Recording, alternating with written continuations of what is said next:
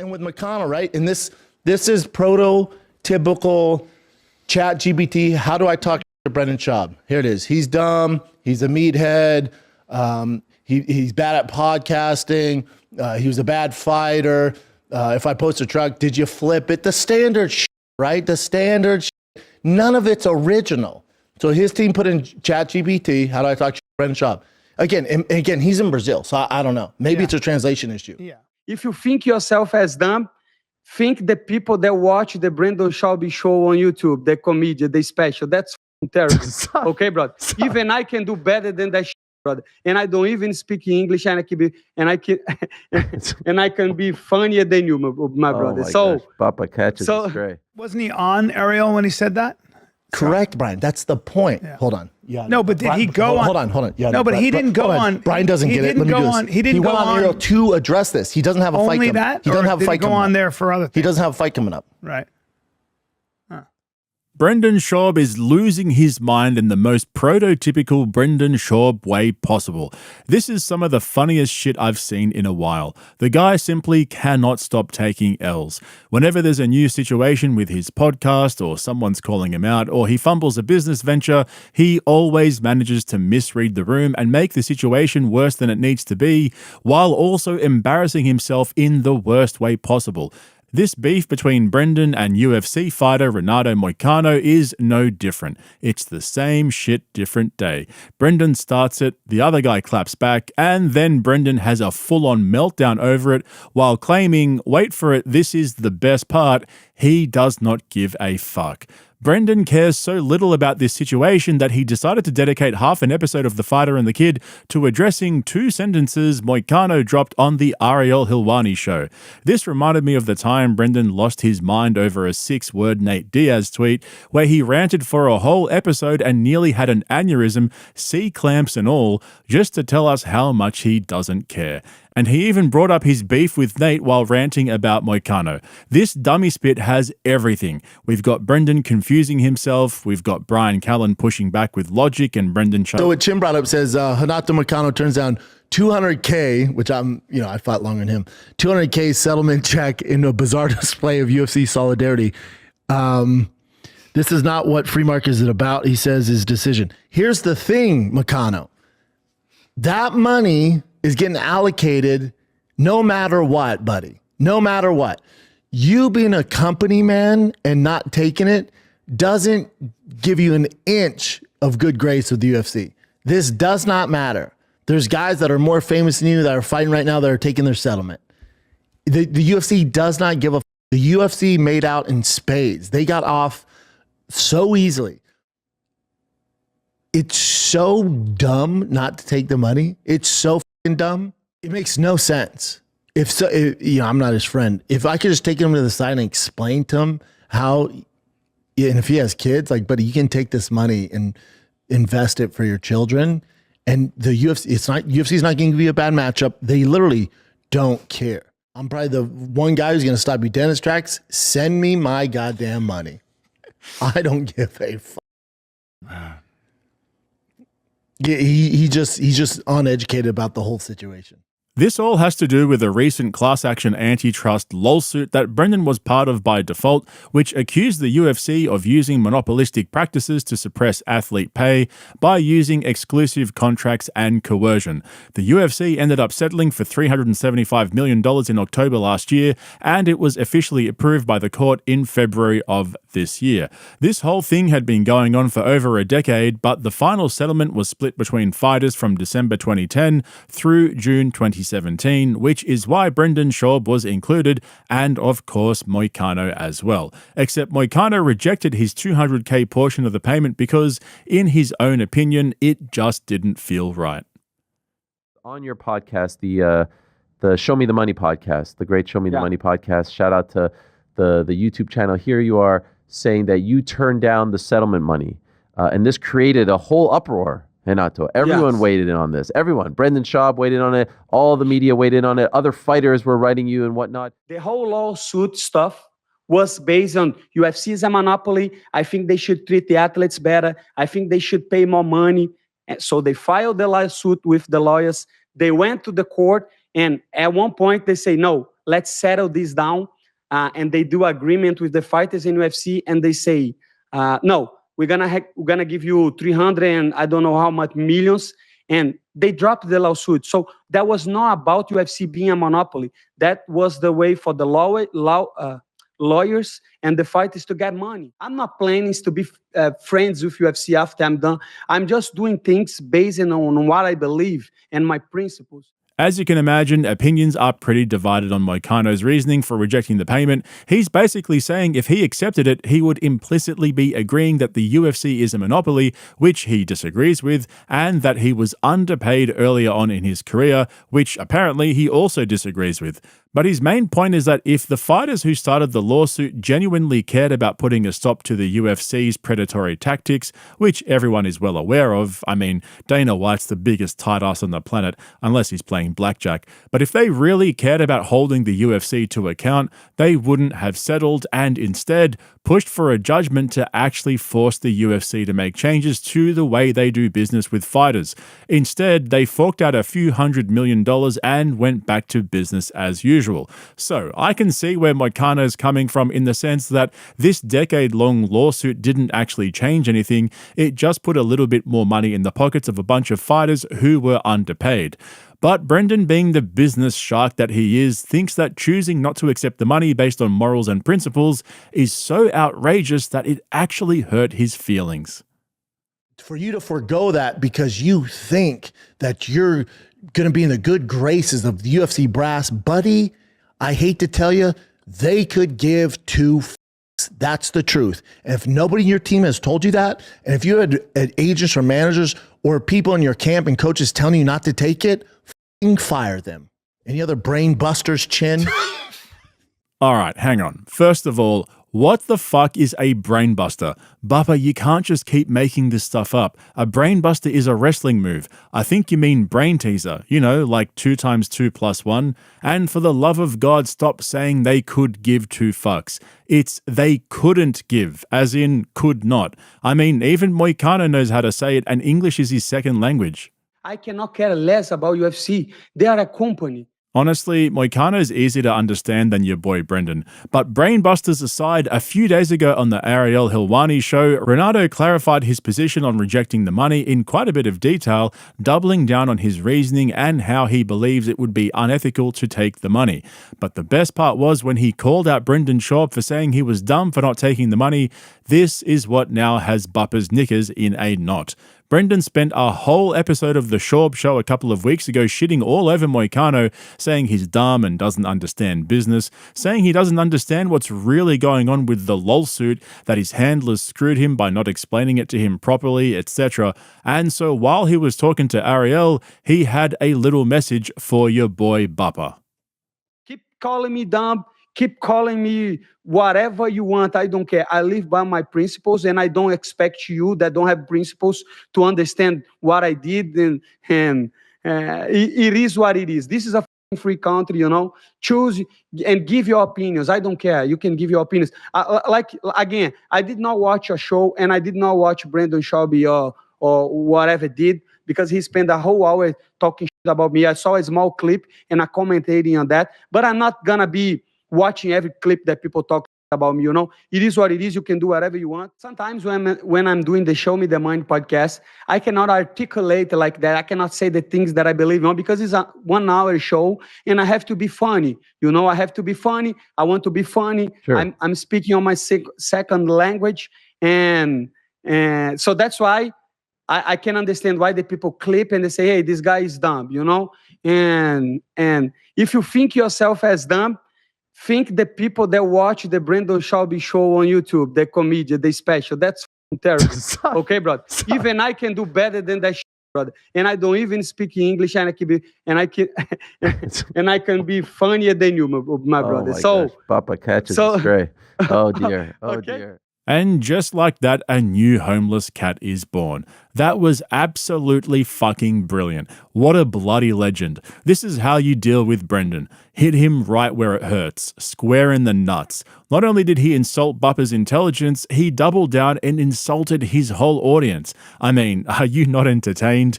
Well, apparently your boy was not happy about this. So he decided to spend half of the latest episode of The Fighter and the Kid addressing just how much he doesn't care. Yet even after all this time and after Moicano coming out and explaining in detail why he rejected the deal, Brendan still managed to completely miss the point and embarrass himself. Now, I don't actually completely disagree with Brendan's take on all of this. Sure, if you agree that UFC fighters are underpaid, which I definitely do, then yeah, you should take the money. The UFC is $1 billion company that grew off the back of good promotion, but also off the back of guys who are willing to take a beating in the octagon. They've got to get paid too. So there are definitely merits to both sides of the argument, but as usual, Brendan ends up getting all in his emotions and making the strangest points. This truly was just bizarre. Did you see finally Moicano respond to me criticizing him not taking the Moicano? Moicano. I did not see that. He responded to me criticizing him for not taking the money. Now let me be very upfront here. Him not taking the money helps me out. So at the end of the day, I don't give a flying. It actually puts more money in my pocket, Don Cerrone's pocket. Some other fighters could probably use it. But here's my thing, Bubba. I expect a rebuttal. Whenever you criticize a fighter, we're fighters. Well, I think you went hard in the press. I think what he hold on, let me finish. Yeah. So whenever you call out a fighter, I expect a response. They're fighters. You call me out. If you're just a general fan or hater, I don't respond. If we're from the same alumni or you're professional, well, now you got my attention. And because I'm not going to come off as a bully there. Like with Nate Diaz, that's not bullying. He called me out. We're from the same fraternity. We can both fight. So if we fight, we both have a set of skills and we both agree to it. That's different than if you're just some schmuck at the bar. That's not cool. But here's the thing with Moicano is, if you're going to start a beef, if you're going to go back and forth, buddy, you can't wait. No, hold on. You can't wait 10 days to respond. I don't know if it's a language barrier. I don't know if it's a translation thing where they had to figure out what I said. Either way, your handlers, you can't get back to me after 10 days. I've moved on. When someone and fans would hit me up like, oh, Moicano's taking shots, I went, what? Who? About what? I've moved, dude, this is 10 years. It's like with Nate Diaz. It took him several days to respond, and all he said was, you'd be surprised. Well, first of all, I've already moved on in my life, dude. And second of all, that's not original. That's so weak. You're making a reference from 12 years ago. And your team, your handlers, that's what you got. And with Moicano, right? And this is prototypical ChatGPT. How do I talk to Brendan Schaub? Here it is. He's dumb. He's a meathead. He's bad at podcasting. He was a bad fighter. If I post a truck, did you flip it? The standard shit, right? The standard shit. None of it's original. So his team put in ChatGPT. How do I talk to Brendan Schaub? Again, he's in Brazil, so I don't know. Maybe it's a translation issue. Yeah. Is that seriously what we're going with here, B? You took too long to respond, so it don't count. Was that really the best you could come up with? It took too long, return to sender? Bro, there's no expiry date on this shit.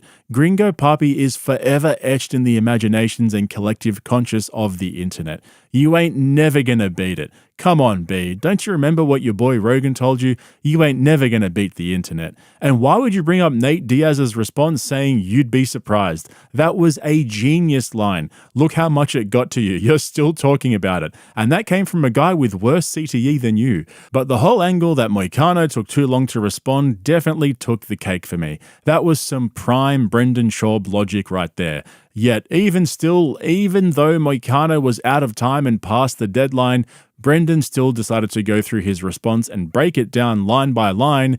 That's how much he didn't care about it. If you think yourself as dumb, I never said I was dumb. I might call myself an idiot, but compared to him, I'm Elon Musk. Well, he's not talking to you about that. Think about my fans, which is if you're listening to me, that means I'm dumb and he's dumb and the fans are dumb, right? And then he goes, Brendan Schaub's show on YouTube. Oh, it's a podcast, mainly audio. We do YouTube just for the of it. So he and said, the comedy read special. The whole quote, hold on. And the comedy special. Oh, you're talking about from 5 years ago? Yeah. This is so it's just like, dude, and again, if you were going to come with this rebuttal, you got to do it at least within 24 hours. Otherwise, I'm out, bud. I'm not going to play your game. But if you're going to wait a fucking week, 10 days, however long this took to come up with this rebuttal, it has to be good. Then I'm like, all right, they took their time. They probably got some writers. Then I'm in. But when it's this, and listen, I like Moicano. Him not taking the money helps me out, helps the other fighters out. You're putting more money in my pocket. What the actual fuck is going on here? Now you're grilling him for saying it's a YouTube show instead of a podcast? Brendan, nobody gives a fuck. Everyone knows you get most of your views on YouTube. The only reason you claim audio is king is because you know that we can't see those numbers. They're hidden. Do you not see how transparent you are when you say that? But hold up, this just gets better and better.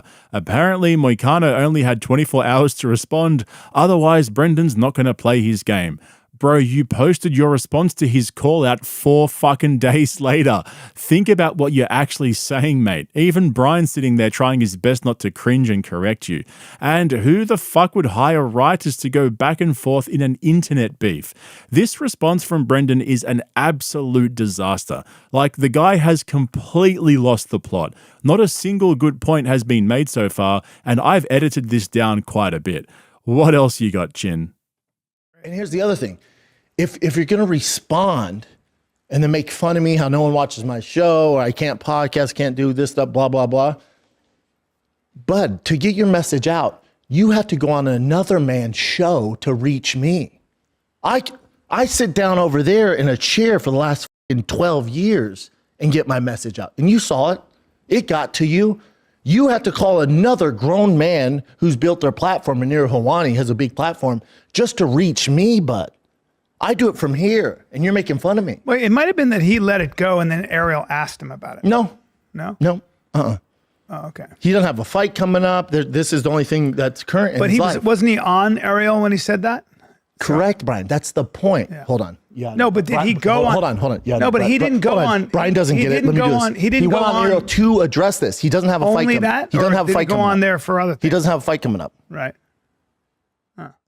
It was at that point Brian Callen said to himself, what are we doing here, B? Clearly Brendan's all in his feelings over this. I still don't understand his point about going on another grown man's show. He's a UFC fighter going on Ariel Helwani's show to talk about the settlement and whatever the fuck else. He only hit back at Brendan at the very end of the interview, but your boy's acting like he went on there just to talk shit about him. This is the raging narcissist in Bupper coming out. The way he tried to shut down Brian by doing that little cringe-ass telephone call act was some of the saddest shit I've ever seen a grown man do. And then he's trying podcasts, and everyone their mom is, right? Weird. Who's the first UFC fighter to do a podcast? Do you know who it is? Right? So he's going to launch a podcast. You're going to call it Show Me the Money. And then when they show you the money, you turned it down. Oh, but I'm the dumb one. All right, Brendan, you got me with that one. That's actually a good point. Moicano calling his podcast Show Me the Money after he rejected the money is ironic. But just to clarify, you're still the dumb one, bro. That one done to Moicano's brutal takedown didn't even make sense. Not a single well-thought-out point was made in that whole episode. Just bucket loads of copium on full display for the world to see. And if you want to see more of comedians coping on podcasts, make sure you subscribe to both of my channels, Podcast Cringe and Podcast Cringe Bites, and check out the link in the description to my Patreon for uncensored exclusive deep dives. Thanks for watching, guys. I'll catch you in the next one. Son, my guy's nice. By the way, that's wow. These guys are awesome. Yeah. They're having fun. Yeah. For you guys to sit here and be like, wait a minute. let's bring it up and mock them. That's up, dude. That's a dude. We're mocking you. By using them as an insult. Using? Yeah. We're using you. No, I'm not being a victim. I'm saying the jokes you're doing is not, it's not like, It's not PC? that's not cool. You know what's really great? Triggering? You're making fun of these guys, these Down syndrome dudes putting out TikTok videos. What's up, guys? Welcome back to the channel. It's been a wild 24 hours. I'll tell you what, I haven't had much sleep, but I still managed to crank out a fresh video for you guys. So before we get started, I want to make a massive shout out to my almost 75,000 subscribers. I've seen your comments, I've received your emails. You guys are absolute legends, but as you can imagine, I can't say more than that right now. And as frustrating as that is, all I want to do is just get back to making videos. So if you're new here, make sure you hit that subscribe button because we're pushing for 100K subs and no one's going to stop us. All right, so with that said, today we're going to go through the transformation of Shane Gillis through his 3 appearances on Flagrant with Andrew Schulz. I've previously covered Shane's most recent appearance on Flagrant in my video titled When Funny Meets Cringe, but like I said, this video here is going to look at all 3 of his Flagrant appearances, and I'm going to show you how Shane turned the tables on Andrew Schulz in the short space of only 2 years. What started with this newly viral sensation Shane Gillis is in the building. Let's go. ended up like this. I love Schultz What are epiphanies. you talking about? Schultz epiphanies are my favorite. Yo, He repeats a statement. He's like, that's crazy though. And so the context here is really important. Back in 2019, Gillis was fired from Saturday Night Live before he'd had a chance to start working after a couple of videos resurfaced of him making supposedly offensive remarks about Chinese people on his podcast. But it wasn't until almost 2 years later that he appeared for the first time on JRE that he really started to make his way back into the mainstream. Meanwhile, Andrew Schulz had become insanely popular for his pandemic comedy skits in 2020, which ended up on Netflix. So here we have these 2 New York comics. Schulz only 4 years older than Shane, but at the time he'd released 3 comedy specials and was working on his 4th, whereas Shane had only just dropped his first comedy special 2 months after going on JRE and 1 month before his first appearance on Flagrant. Now, if we fast track to 2024, Gillis has 2 specials under his belt and Schulz has 4. Except Shane's second special went straight to Netflix, whereas Schulz was forced to release his 4th special independently, which I covered in a recent video titled The Comedy Special Scam Nobody's Talking About. So, how did the tables turn on Schulz in favor of Gillis? What's up, everybody? Welcome to Flagrant 2. It's your boy Schultz. I'm here with Akash Singh. Today, we are joined by one of my favorite comics working today. Absolutely hilarious. Yep. Newly, I don't want to, you were already famous, but now you're famous for a good reason. The right reason. The right reason. Newly viral sensation Shane Gillis is in the building. let's go. Doing his 20th podcast in the last week.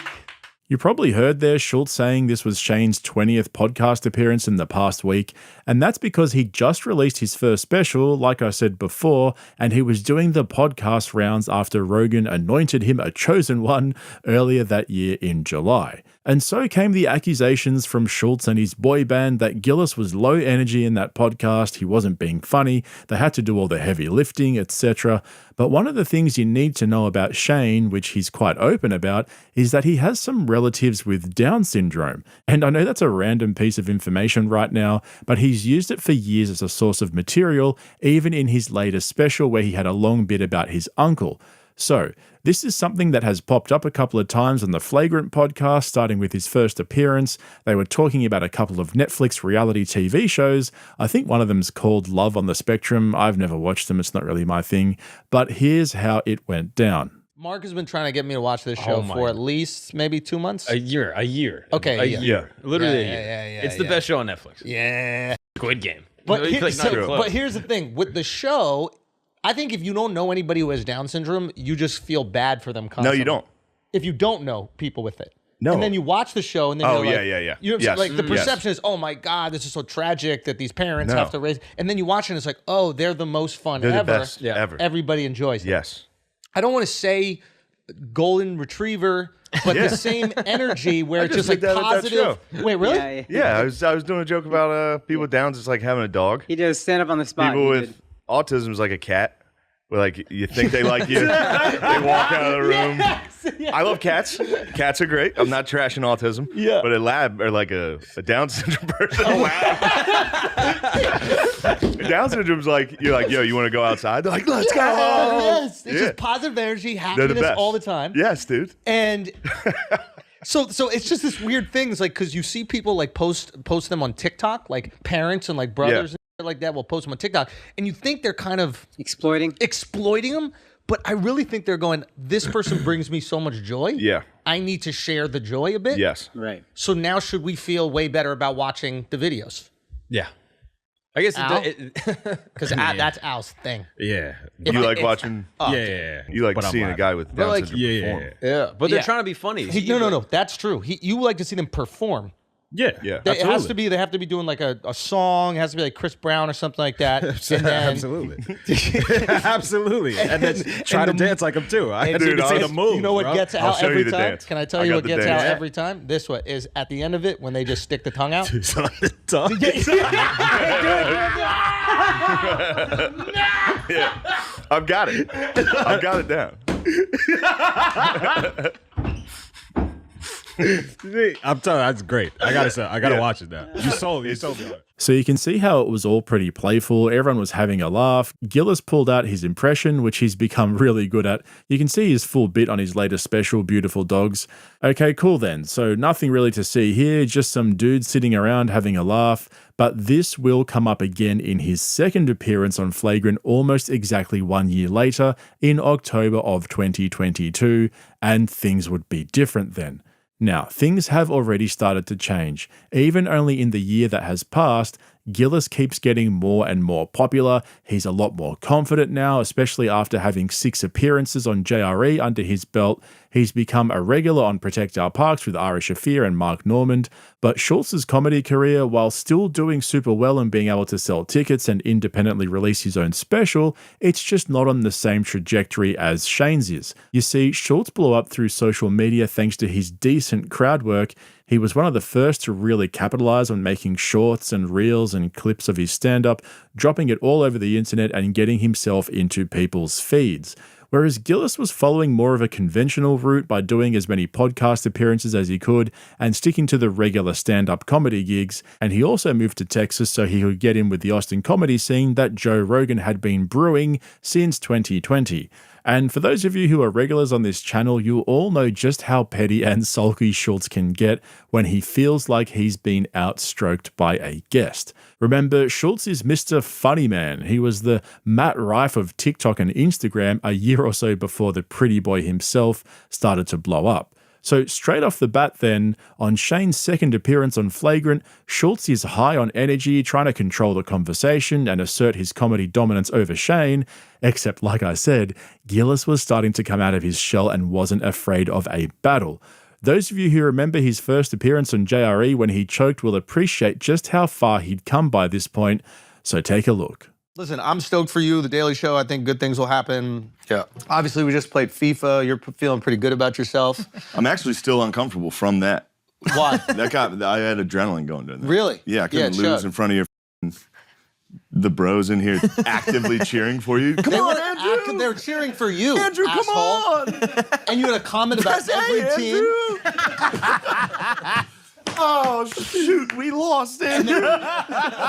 And then what happened? What happened when like you were like changing up your team and you were doing all those I made things? subs. Like, oh, you made subs. Yeah. I didn't pick the best team You in the took it game. really serious. I had to make subs. Oh, is that an excuse? No, an excuse Nobody for cares winning. about excuses. Wait, you For didn't? winning? PSG's not good? I thought PSG was really I didn't pick PSG. Stop it. Why would you lie now? Why would you lie now? You guys, are you on Andrew's side? You liar. I'm a neutral guy. Whoa, very whoa, honest. whoa. That's Liar? a huge accusation, bro. He lied. He knows I was Man What U. do you mean?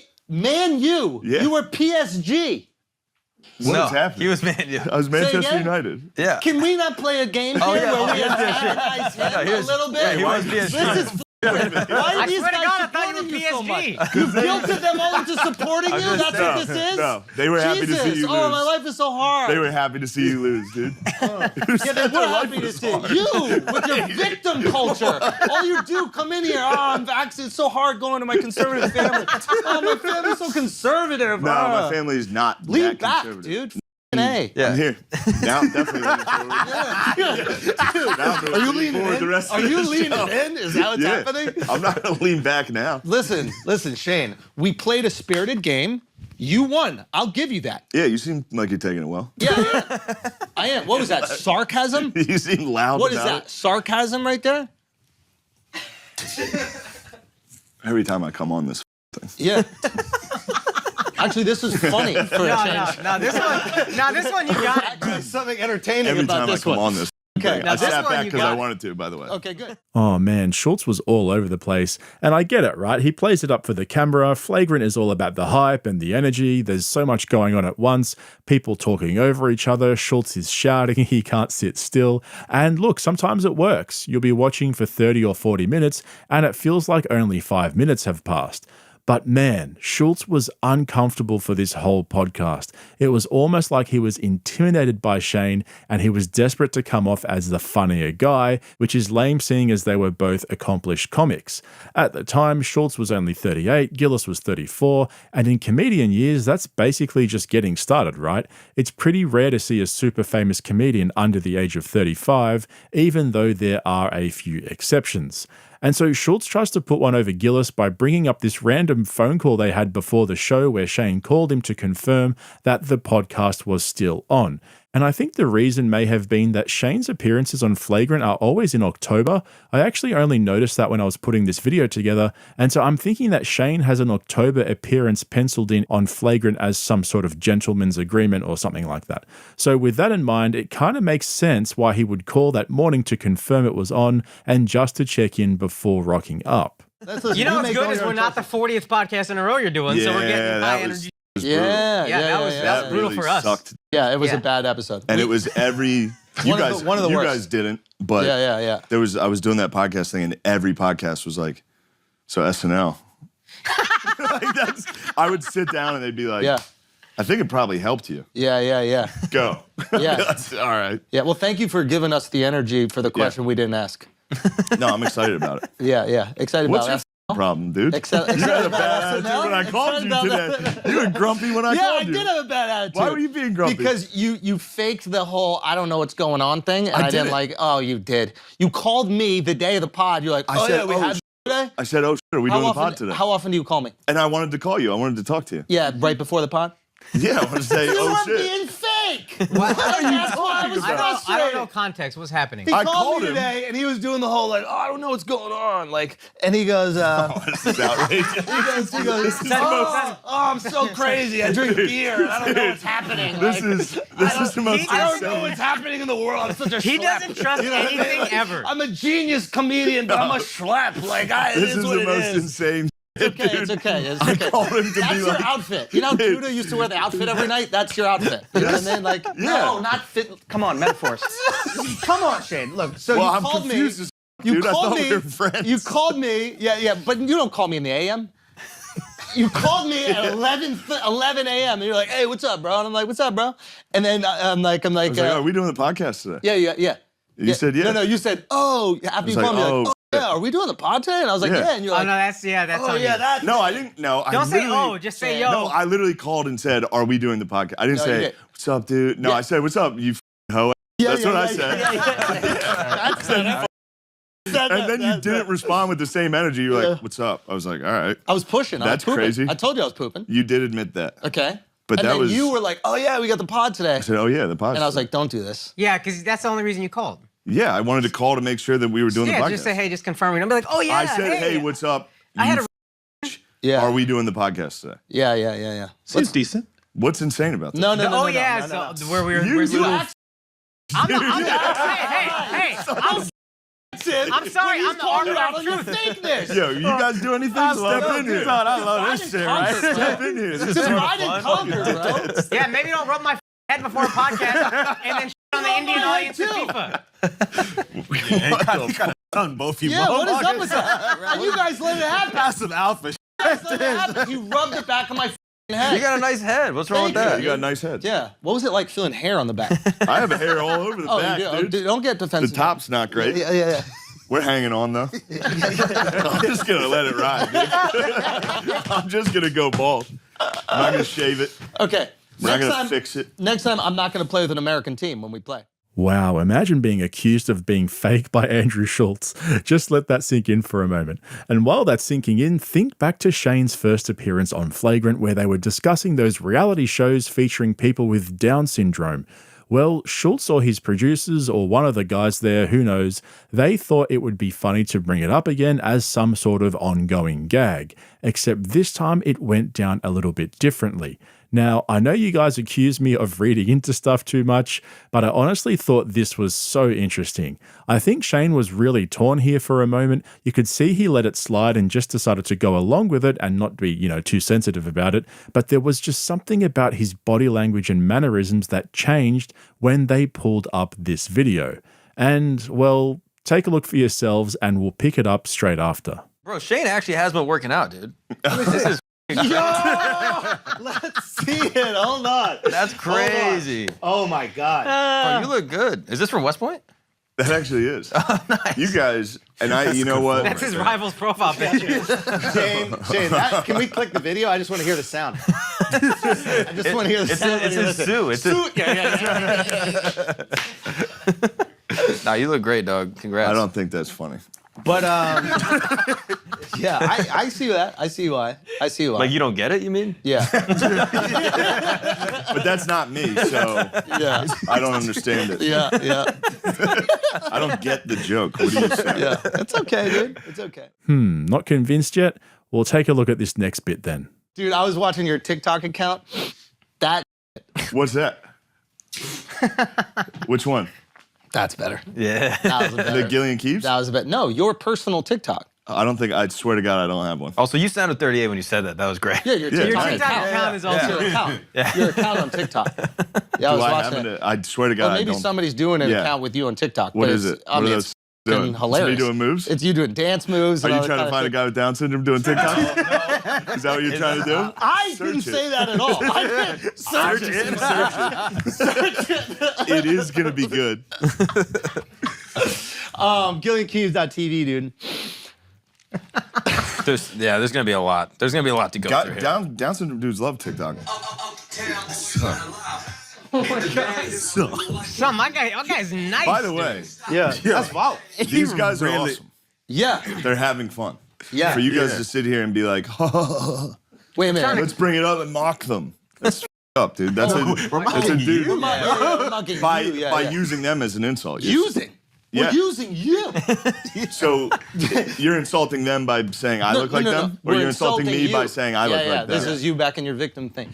No, I'm not being a victim. I'm saying the jokes you're doing it's not like... It's not PC? That's not cool. You know what's really great? Triggering? You're making fun of these guys, these Down syndrome dudes, putting out TikTok videos. You're punching down.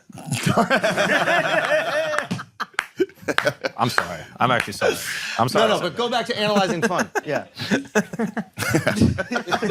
That's always great. Dude, with people like Shane, you have to go into like their interests. You have to ask them about the things that they're fixating. All right, who's the 34th president? You want to know? No, I don't know. That's a lie. I'd have to count them. Oh, I don't care what anyone says. Shane 100% got annoyed by that. And you got to hand it to him. He called them out for laughing at those videos, but he let it go pretty much straight away and moved on. Now, I don't know about you guys. Some of you accuse me of fangirling over Shane too much. But that right there is one of the reasons why he's my favorite comic at the moment. He's just such a straight up and down dude. He calls it how it is. He doesn't get offended. He just rolls with it. Okay, I'll stop now. I'm starting to brick up. So let's move into his most recent appearance on Flagrant.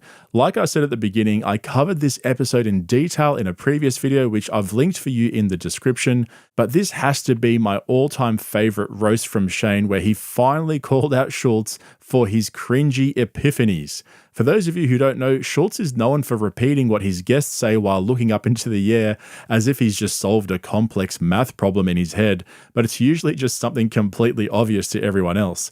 And so Shane has a dig, he imitates his epiphany, and all of Schultz's boy band crack up laughing because it's what they've been thinking for years, but now that someone else brought it up, they have permission to laugh.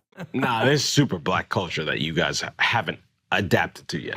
What? Okay, Drake painted his nails a few weeks ago. Yeah, there we go. It's like you haven't adapted to it yet. You will all have your nails painted. White guys have Yeah, been but painting their nails y'all for got that from white people. You black people are just entering their emo phase. Their gay We've phase, been yeah. there, bro. Yeah, but We pioneered being gay. Yeah, Any but gay shit y'all do, y'all got from us. Yeah. but it all circles back around, and then you guys are going to start doing it again. You know how good got to be for black people for them to get angsty? This is a new thing. This is like an equality thing. Y'all just got the ability to have angst. Your baseline needs are finally getting met, and you're like, well, I'm still not happy. White people been on that, bro. Yeah, I have Then everything I depressed. need, and I'm not happy as angst. Feel. Whoa. I love Schultz What are you epiphanies. talking about? Schultz epiphanies are my favorite. Yo. He repeats a statement. He's like, That's crazy, though. It's true. Schultz epiphanies. That shit be making you gasses So you, though, good, right? dude. When Schultz I has know a when picture, he you're quotes like, you. I did it, yo. I did it. It's true. We were out to lunch and I was complimenting him. I was telling him he's the only guy I know that he wants to hear about you. Nobody's like that. Nah. Nobody's like what? Like wanting to learn? Yeah. I think About other people. I think but also this is my dad. The way that my dad interacted with people, and I'm just like literally mirroring him, is like anybody he was talking to, there was something interesting, and he was like, "Okay, what? I'm gonna get to that interesting thing. I'm curious about it." So I It's am a good curious. quality. Yeah, You should all learn from it. Anybody you're talking to has something interesting. Whoa! That's it every time. Bro, think about that. Think about that. It is true. Hey, think about how Hey, right crazy here? that is. Yes. Bro, think about how It crazy is true. that is. It is true. Everybody has a story. Yo, hands like Everybody this, does. fingers like this. No, it is true though. Story, dude. It is true. Yo, Yeah, I'm wrapping my mind around this idea. It's so embarrassing. No, it's I'll not. never be interested in anyone again. Yeah, that's classic. And I'll tell you what, if you look at the most recent appearance versus his first one, it's crazy how much Gillis has grown into his fame in just 2 years' time. And the contrast with Schultz is wild. I'm noticing more and more that Schultz is becoming really bitter as the years go by, and I think it has a lot to do with where he sits in the Rogan comedy circle. He's still living in New York, whereas guys like Tim Dillon, Tom Segura, Tony Hinchcliffe, and of course Shane Gillis have all moved to Austin after Rogan made the move there during the pandemic. So even though Schultz is still close to Rogan and has regular appearances on JRE, Gillis goes on there several times a year. In 2023 alone, Shane had 7 appearances on JRE, whereas Schultz had only 1, and it seems like he's basically just doing 1 per year at the moment. And I mean, that's not the be-all end-all measurement of comedy scenes, right? There are plenty of successful comedians who have only been on JRE once or twice in total, or even just never at all. But Shane actually explained this really well, and I covered it in a previous video titled Cat Williams Exposes the Joe Rogan Effect, where he basically outlined how just going on JRE once or twice doesn't give you much of a bump, but when you're appearing on there regularly and getting all of that exposure, especially if it's a good appearance and everyone's laughing and having a good time, that's when you start to see the real payoff. Some of those Protect Our Parks episodes go for over 5 hours. So yeah, he's definitely part of the Brogan crew.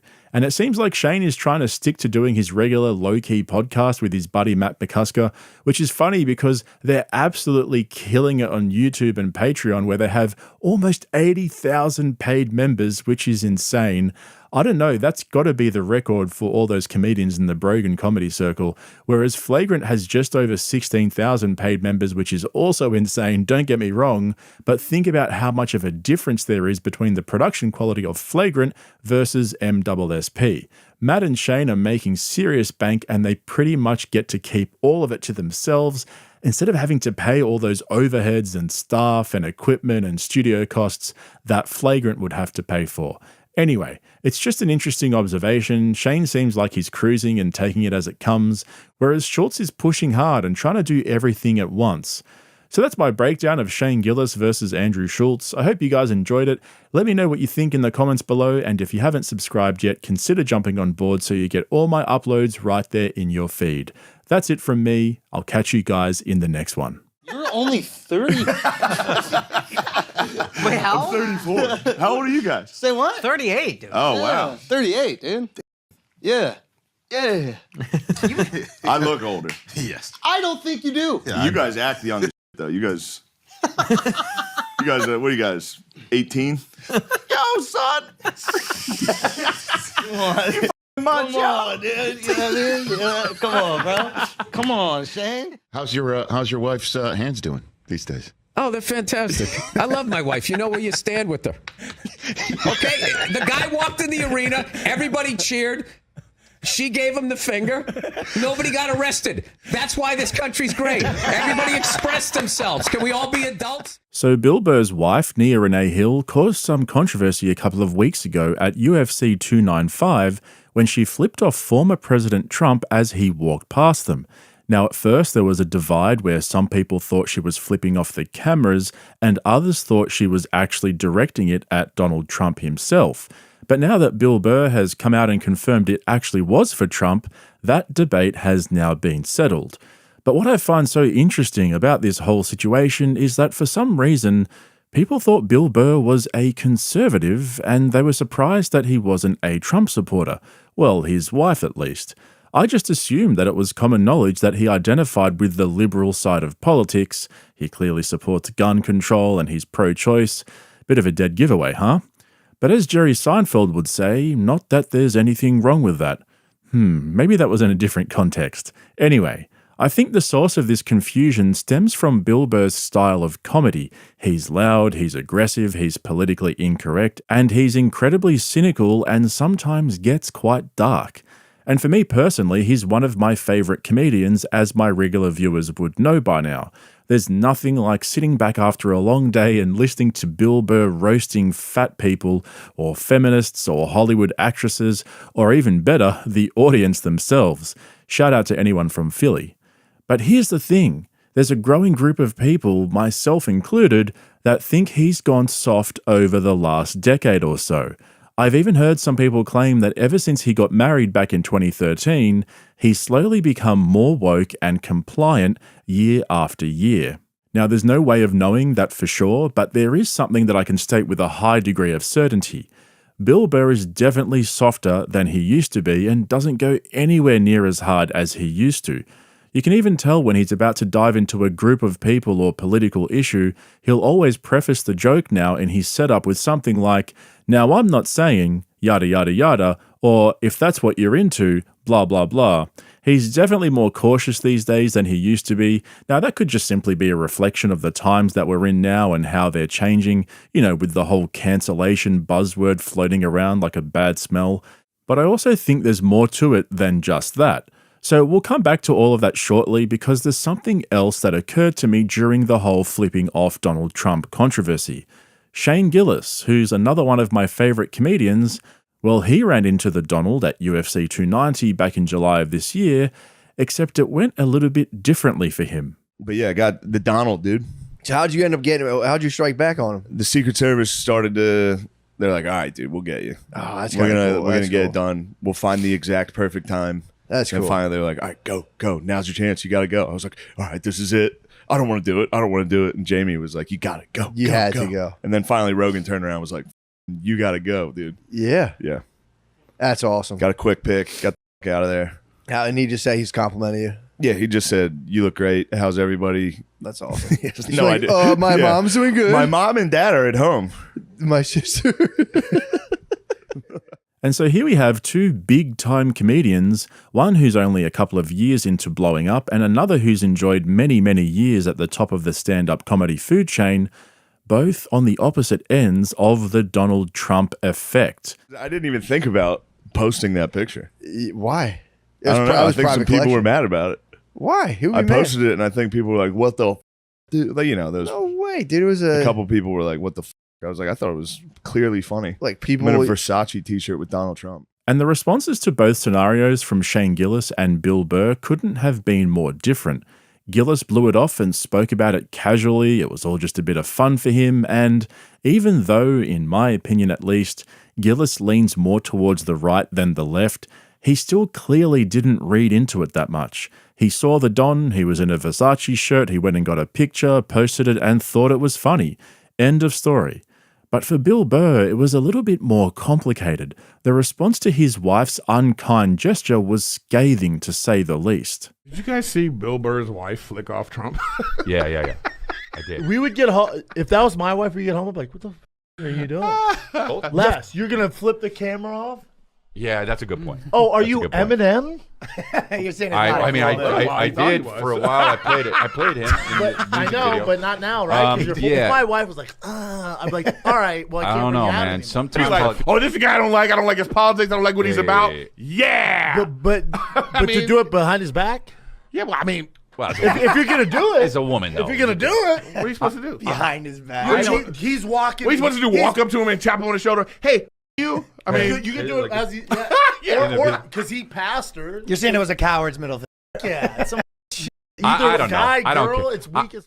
Now, let me just say up front, I couldn't care less what Bill Burr, his wife, his pets, his neighbours, whoever, I could not care less what they do in their private lives. And I think most of you watching this right now would probably agree.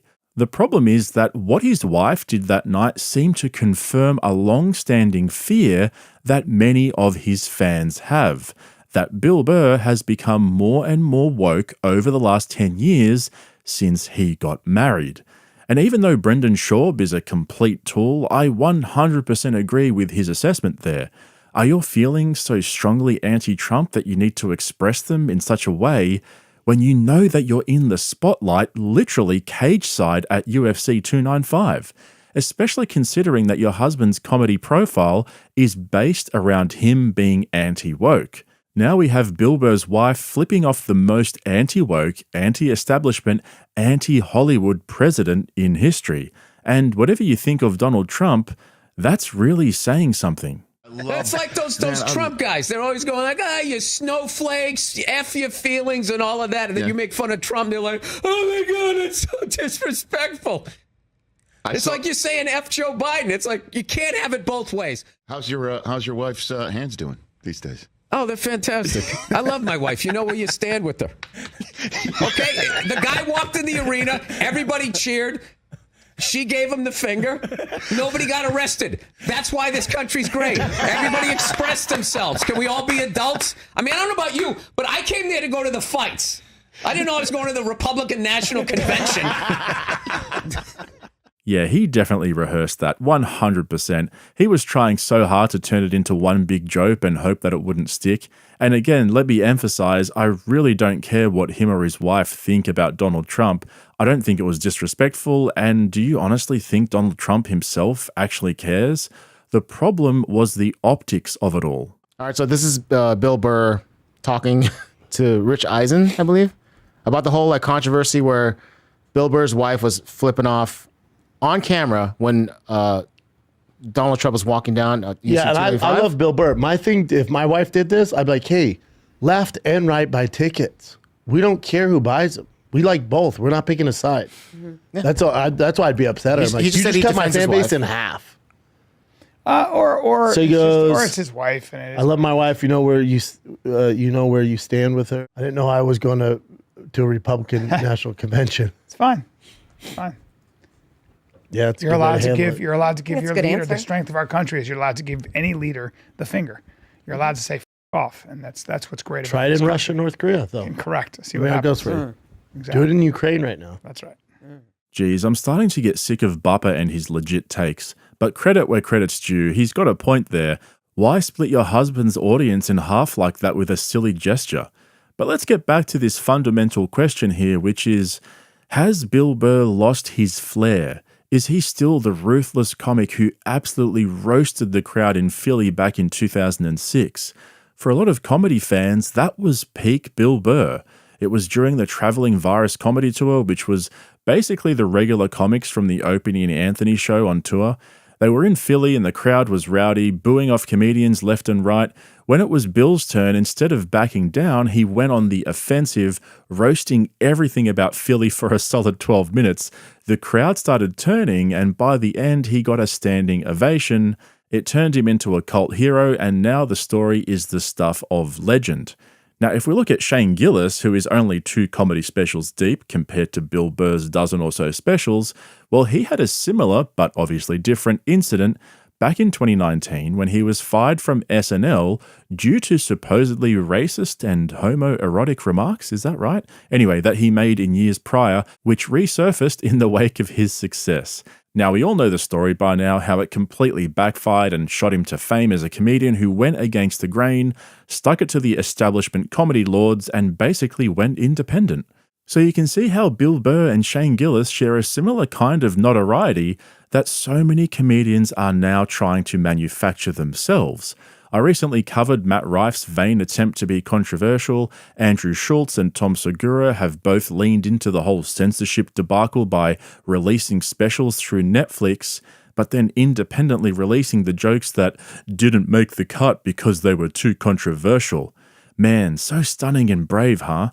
Get that Netflix money and then pretend to cancel yourself at the same time.